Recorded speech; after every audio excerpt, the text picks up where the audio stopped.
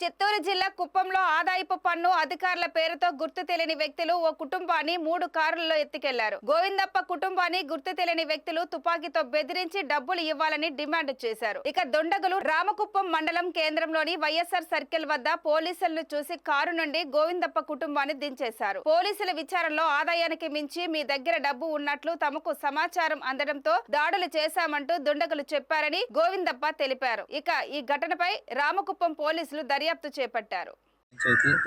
గ్రామం ఊరు కొంచెం కిలోమీటర్ దూరంలో మా ఇల్లు ఉంది. నైట్ 11:30 గంటలకు వచ్చి నాయన దగ్గర మీ కొడుకుని లేపించమని చెప్పి లేపి వస్తానే నన్ను పట్టుకొని 4 మంది గన్ పెట్టుకొని బండి దాకా తీసుకుపోయి తర్వాత మా కొడుకు మా భార్యని మా నాయన్ని అందరినీ ఎక్కించుకొని పోయి మేము ఇన్కమ్ ట్యాక్స్ వాళ్ళు రైట్ చేయబోతున్నాం. మేము మీ దగ్గర డబ్బులు ఉందని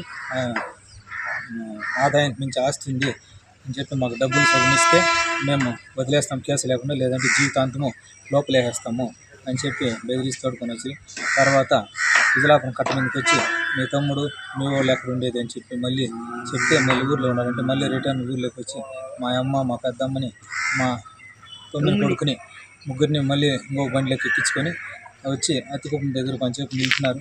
బండిలో మేము ఉంటుంది వాళ్ళు ఏదో డిస్కషన్ చేసుకున్న తర్వాత రామకుప్పంలో దూరి పెట్రోల్ బంక్ రోడ్లు అంటే బంగాళపు క్రాస్లో తిరుక్కొని వస్తే మన పోలీసు వాళ్ళు అక్కడ తనిఖీ చేస్తుంటే అప్పుడు వాళ్ళు ఆఫ్ చేస్తే అప్పుడు నిలిపితే మేమేదో సొంత పని అని చెప్పి మా వాళ్ళు చెప్పేస్తే తర్వాత నన్ను వదిలేదు.